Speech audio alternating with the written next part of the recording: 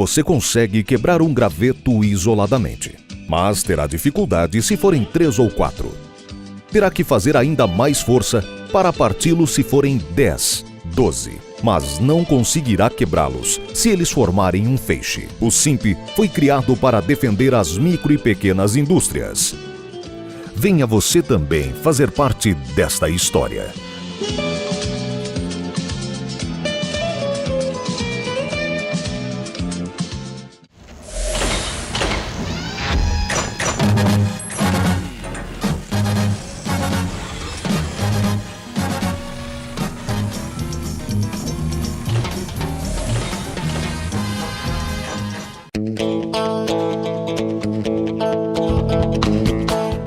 De fevereiro. Começa agora o programa Hora e a Vez da Pequena Empresa. Confira no programa de hoje muitas dicas, curiosidades e informações. E nesta semana o presidente do SIMP, Joseph Cury, recebe o advogado criminalista Roberto Delmanto Júnior, que abordou aspectos políticos e jurídicos brasileiros. Fique conosco.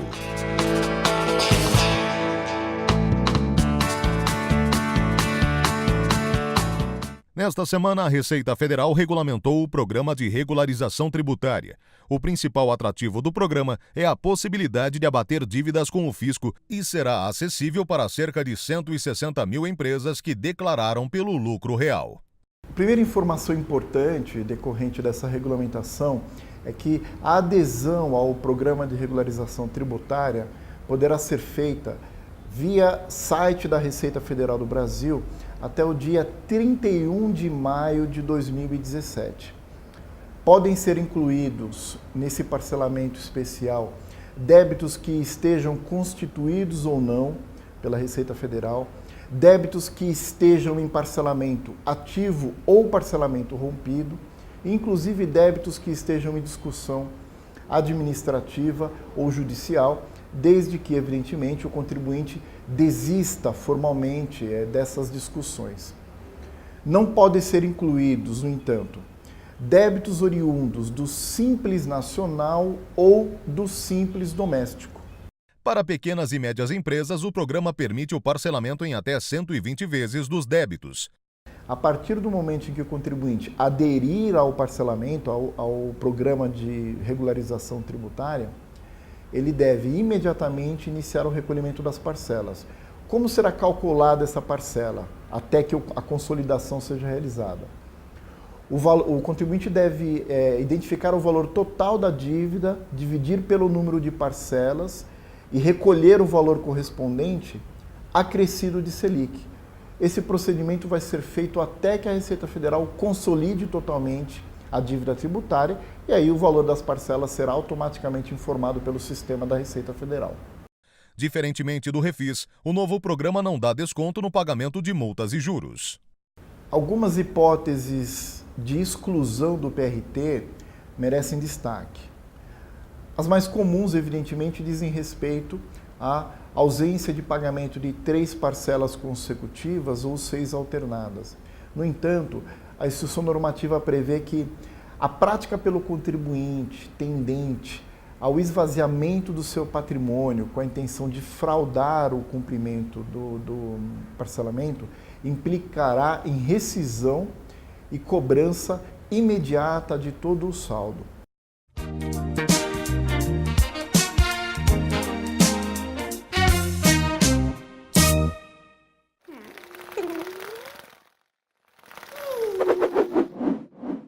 Acontece em São Paulo. De 15 a 18 de fevereiro ocorrerá a maior e principal feira do setor joalheiro na América Latina, a Feninger, Feira Nacional da Indústria de Joias e Relógios, que reúne os maiores e mais expressivos profissionais da indústria de metais preciosos. O evento ocorrerá no WTC Event Center, localizado na Avenida das Nações Unidas, número 12.551, no Brooklyn. Programe-se e não deixe de ir.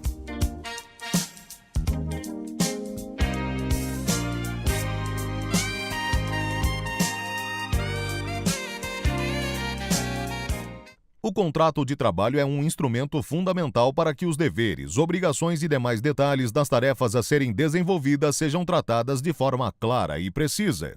Confira algumas informações importantes sobre o tema. Qual é o horário que ele vai entrar, qual é o horário que ele vai sair, se ele pode fazer hora extra, se ele não pode fazer hora extra, qual é o período de trabalho dele, se é de segunda a sexta, de segunda a sábado, se ele tem que usar equipamento de proteção, se ele não precisa usar equipamento de proteção.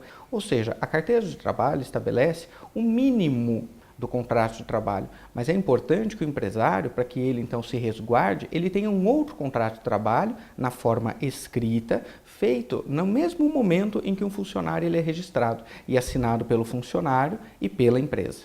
Um contrato de trabalho bem redigido e assinado é a garantia de uma relação trabalhista transparente e, além disso, evita problemas futuros. Se de repente eu contrato um funcionário por R$1.000, é o contrato de trabalho dele. Eu não posso diminuir o seu salário posteriormente, não é? Porque isso é em prejuízo do funcionário.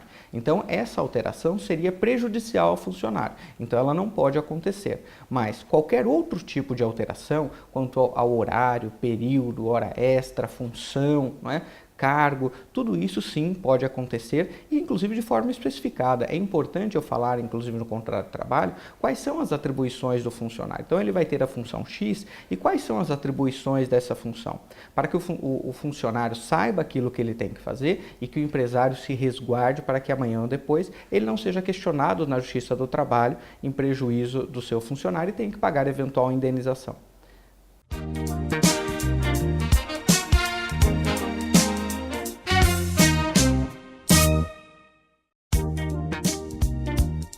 Você sabia? O Carnaval é uma festa que se originou na Grécia em meados dos anos 600 a.C. Através desta festa, os gregos realizavam seus cultos em agradecimento aos deuses pela fertilidade do solo e pela produção. Essa é Você Sabia?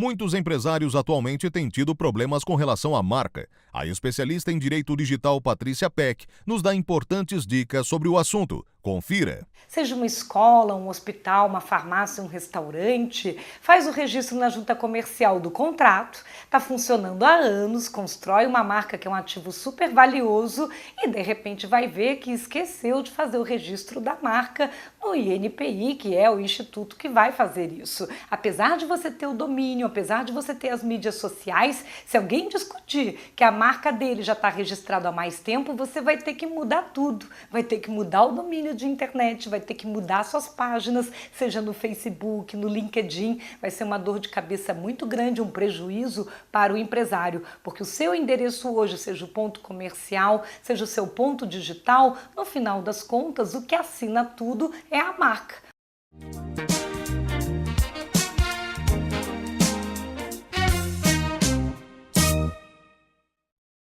A apresentação do workshop Crescer Já, que é um projeto do SIMP e do economista Roberto Luiz Troster, foi realizado na Ordem dos Economistas do Brasil na última quinta-feira. Acompanhe conosco.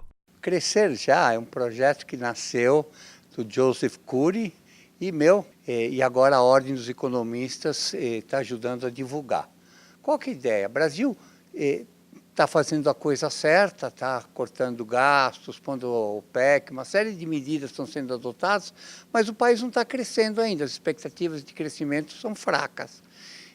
Por que isso está acontecendo? E o diagnóstico básico é que está incompleto, que se está se olhando muito para a questão fiscal, para o setor público e não está se olhando para o setor privado.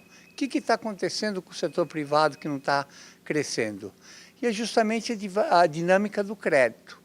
Então, o que foi feito? Uma proposta para corrigir essa dinâmica do crédito e, nesse sentido, você baixar custo de crédito, uma série de medidas que você pode fazer, você melhorar a tributação, que é uma coisa anacrônica, e terceiro, você fazer uma renegociação que não cause prejuízo aos bancos e que não imponha ônus.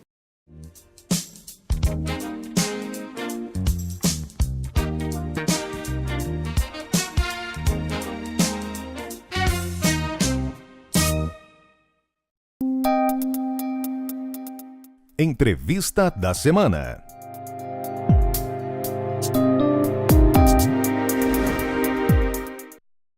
O nosso convidado de hoje é o Dr. Roberto Delmanto Júnior, que é um criminalista, é um parecerista e também um homem muito conhecido na arena jurídica. É um prazer tê-lo conosco. O prazer, Cury, é todo nosso. Muito obrigado. Doutor Delmanto, o que o senhor nos diz da segurança jurídica no Brasil? Uau, nós estamos vivendo um momento único, Cury, porque há um protagonismo muito grande do Supremo Tribunal Federal diante da omissão do Poder Legislativo em diversas áreas, desde a questão da união homoafetiva, a questão do aborto de anencefalo, questões de política pública com relação ao uso de amianto, a questões de terras indígenas. Portanto, o Judiciário está exercendo um protagonismo diante da omissão do Legislativo. Isto acontece, esta, digamos assim, hipertrofia das Supremas Cortes, ela tem acontecido no mundo inteiro. Eu diria que nós podemos dizer que hoje o Supremo Tribunal Federal tem uma posição única no Brasil, quase uma juriscracia, digamos assim, né? Mas é inevitável. O Judiciário há que dar resposta aos pleitos da população, mesmo na inexistência de lei. E como o nosso legislativo tem deixado muito a desejar, é natural que isto venha ocorrendo. Isso tem afetado a segurança jurídica? Tem. Porque, por exemplo, nós tivemos uma decisão recente, e eu elogio a decisão da ministra Carmen Lúcia, em que ela determinou o desbloqueio de recursos que estavam do Rio de Janeiro, do Estado do Rio de Janeiro, que estavam destinados ao Banco do Brasil. Porque, afinal das contas, o Rio de Janeiro tinha que pagar os seus funcionários públicos, morrendo de fome, se humilhando, filas de desesperados. E a ministra determinou o desbloqueio desses recursos que estavam ao Banco do Brasil para esse estado de necessidade. Portanto, há uma alteração, quer dizer, há uma, digamos assim, um protagonismo saudável nesse sentido do Supremo Tribunal Federal, dizendo diretamente com políticas públicas. Agora, o Brasil, acredito eu, queria ouvir a sua opinião, está numa profunda fase de mudança. Qual a sua avaliação? Infelizmente o custo tem sido muito alto, Cury. Nós tivemos vários escândalos de corrupção. Por um lado, nós lamentamos que que a corrupção tenha chegado ao nível em que chegou. Sim. Porém, digamos, nós estamos passando, entre aspas, a limpo este país, esperamos que o estejamos fazendo, não é? E isto, apesar do trauma dos quase 12 milhões ou mais de desempregados, quer dizer, o povo está sofrendo muito, mas dentro deste quadro dramático, eu enxergo com relativo otimismo em termos de instituições, em termos de segurança jurídica, de solidez para futuros investimentos, esta indicação de que nós temos instituições fortes, nós temos um Ministério Público, nós temos um Judiciário e corrupto está sendo preso neste país pela primeira vez na nossa história. Portanto, a médio e longo prazo, eu acredito que a Lava Jato e outras operações anticorrupção irão trazer mais recursos para o nosso país. Qual o reflexo econômico que o senhor vê disso? O drama é muito grande, né? Nós precisamos, na minha ótica, a gente lê, a gente conversa, a gente debate. O Brasil precisa, como o sujeito que tem um carro que a bateria morreu, né, você precisa fazer aquela chupeta, entre aspas, você pegar o carro do lá e dar aquela ignição, né?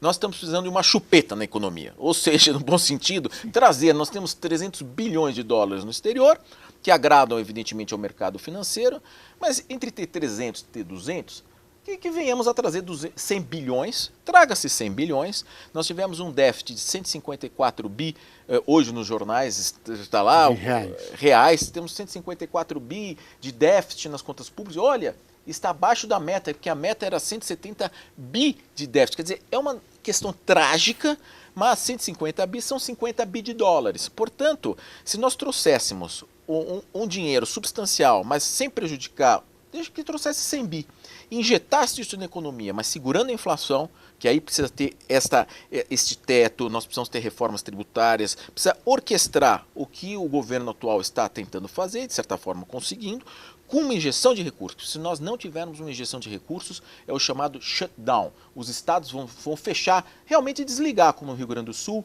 Rio de Janeiro, são dois exemplos gritantes dessa situação.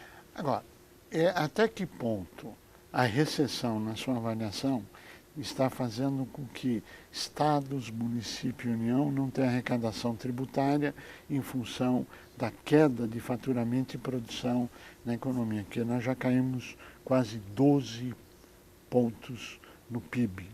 Então, se o PIB diminui em 12%, a arrecadação tributária também. Qual é o reflexo disso na sua avaliação? Olha, Cury, eu entendo, eu sempre questiono, a quem interessa esta degradação total das nossas contas? Isso, a quem interessa? A quem interessa? Eu tenho uma convicção pessoal que nós estávamos vivendo uma venezualização do Brasil. Nós estávamos nos tornando uma Venezuela, na minha ótica. E as contas estavam maquiadas, mascaradas, nós tivemos esse processo de impeachment, né, que foi realmente uma mudança muito forte em nosso país. Agora, a quem interessa transformar o Brasil, não é? Estamos próximos a saques daqui a pouco, com 12 milhões de desempregados, a violência aumenta. A quem desinteressa toda essa desestruturação do país, né? Com 300 bilhões de dólares de reservas lá fora. Portanto, eu acho que muito mais, além da economia, nós estávamos sob um plano político aqui no Brasil, de desestabilização generalizada. Nós precisamos botar o país nos trilhos, né? A coisa precisa caminhar. O caminho entre trancos e barrancos está melhorando, mas ainda deixa muito a desejar. Nós precisamos, como eu disse, uma injeção de crédito, nós precisamos botar a economia para funcionar, senão o país vai parar mesmo. A OCDE acaba de anunciar que o desemprego no Brasil, no ano de 2017, vai aumentar em mais 1.200.000 pessoas, ou seja, um agravamento desses 12 milhões, nós vamos chegar muito próximo a 14 milhões de desempregados. Isso traz reflexos na segurança como um todo? Mas sem dúvida, porque nós vivemos um país de heróis, porque muita gente desempregada, muita gente que mora em comunidades, né, verdadeiras favelas, que sempre é o politicamente correto, se fala comunidade, não favela, são favelas sem esgoto, sem tratamento, sem nada, e não vão para o crime. Elas trabalham, acordam cedo, honestas, são pessoas de bem. Lutam. Agora, há uma parcela da população, inclusive da elite econômica, e para mim os piores criminosos são os criminosos que têm estrutura, que têm educação, esses são os piores. Porque quando a fome bate, ou o desespero bate, você não tem dinheiro, da sua família passando fome, aumenta a criminalidade. Então, a tentação do crime, o lado negro do ser humano, com a fome, ele poderá despertar e vai despertar. Portanto, este desemprego, sem dúvida nenhuma, traz um aumento na violência, um aumento na crise da segurança pública. Nós temos a questão das cadeias, das penitenciárias, algo absurdo. Temos verba destinada, não se aplica verba, não se usa verba. O Brasil tem um problema, não se consegue executar projeto, Cury. Você tem a verba está liberada, por falta de projeto, tem empréstimos do BID, do Banco Interamericano de Desenvolvimento, que não são efetuados por inoperância do governante, do gestor da coisa pública. Isso é uma vergonha. Portanto, nós precisamos de um choque ético, um choque de economia, um chacoalhão neste país. Estamos vivendo, só que o custo muito alto de 12, 13 ou 14 milhões de desempregados. Agora, nós estamos assistindo o combate à corrupção de uma forma jamais vista na história do Brasil. Qual a sua avaliação? É muito bom. Não se trata de caças bruxas, não se trata simplesmente de perseguição, pelo contrário.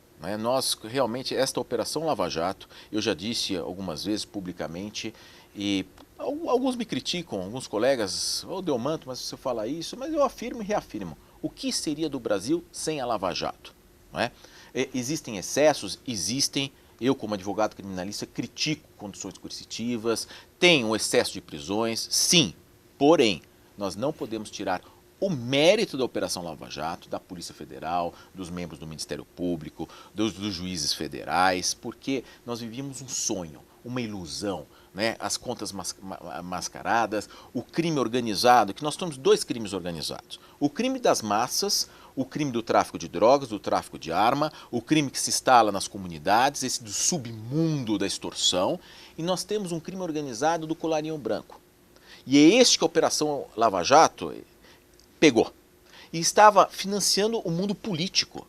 E aí vem um grande perigo, porque quando este crime organizado de baixo, entra na política elegendo vereadores, elegendo prefeitos. Um prefeito bem-sucedido numa cidade do interior de São Paulo poderá se tornar um deputado federal e, depois de um tempo, um deputado federal se tornar o presidente da Câmara dos Deputados, que na linha sucessória da presidência da República. E aí nós temos organizações criminosas financiando este pessoal. Portanto, se nós tivermos essa vinculação do crime organizado de baixo com o crime organizado de cima, é uma questão de Estado de Direito, é uma questão de segurança nacional. Portanto, nós precisamos estar muito atentos, sobretudo com a questão da economia, porque você vai aumentar a criminalidade lá embaixo. Jogam-se pessoas nesses nossos presídios, nesse nosso sistema penitenciário, que são recursos humanos para essas facções, que se nutrem e elegem pessoas, e aí se entra para a política. Portanto, economia, criminalidade e o futuro do Brasil estão vinculados. Nós precisamos realmente de um tratamento, essa economia precisa voltar a funcionar. A estabilidade política, como é que o senhor analisa ela? De fato, a instabilidade política traz um prejuízo tremendo, né? O combate à corrupção trouxe, de fato, a Lava Jato trouxe, neste primeiro momento, digamos assim, um esfacelamento de alguns de investimentos da parte econômica. Por quê? Porque ela se vinculou à questão da política, justamente gerou a instabilidade política. Se nós continuarmos com a política da maneira como está, esse talvez seja o nosso segundo maior entrave ao futuro do Brasil. O primeiro é a criminalidade, o desemprego. O segundo é a estabilidade política. Hoje nós tivemos a homologação de 77 delações do grupo Odebrecht. O sigilo foi mantido, a lei determina que o sigilo há de ser mantido até o recebimento de uma denúncia, está na lei, poderia ter sido levantado, também poderia. Eu acredito que talvez o sigilo até aumente essa instabilidade política. Eu acho que nós precisamos, o quanto antes, colocar tudo às claras, né, para o choque já passar. Porque nós não precisamos de novas surpresas. Portanto, é fundamental que nós tenhamos estabilidade política dentro desse plano de recuperação, de defibrilização, precisa de um defibrilador, né? Nós precisamos de um choque e nós precisamos de estabilidade política. O Copom, na sua avaliação, tem uma influência em enriquecer a economia? Não tem? Porque a síntese, se nós pudermos depurar o que foi colocado, o fundamental é a retomada do crescimento econômico, a geração de emprego, claro que dentro de um regime moralizado, com combate à corrupção, etc. Essa é mais ou menos a síntese do que está sendo colocado. Como aquecer a economia na sua avaliação?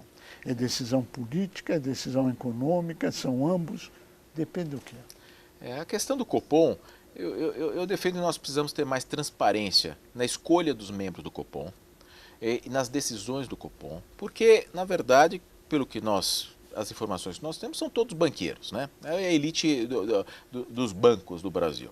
E é o banco cuidando da taxa de juros que ele mesmo pratica, né? Da taxa base, taxa Selic, depois que serve de base de todas as outras. Então fica complicado, né? Nós temos uma república com uma questão monetária dominada pelos bancos, né? E os bancos deverão enfrentar agora as novas questões de investigação, de Lava Jato. Nós tivemos na Caixa Econômica Federal recentemente o escândalo Gedel Vieira Lima, que era diretor de pessoas jurídicas, que teria cobrado aí em tese de cunha, com cunha, teriam aí questões de repasses, de kickback, que eles chamam de volta de recursos para empréstimos a grandes empresas. Nós temos que abrir o BNDES e eu digo também, nós precisamos de mais transparência no Copom. Nós não podemos ter um país governado por banqueiros. Dr. Roberto Delmanto Júnior, nós queremos agradecer muito a sua participação, o seu brilhantismo e a você que esteve conosco o nosso mais profundo agradecimento, com a certeza que estaremos juntos na semana que vem. Até lá!